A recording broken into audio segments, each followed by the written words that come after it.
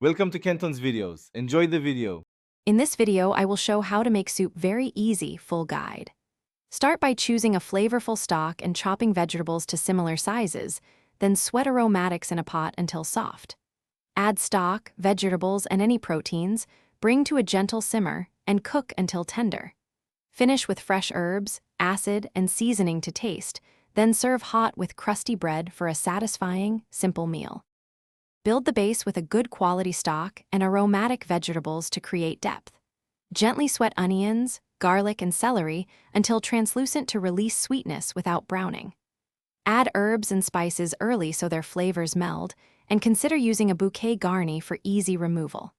Simmer gently to concentrate flavors, then adjust with salt, pepper, or a splash of acid to brighten the final bowl before serving.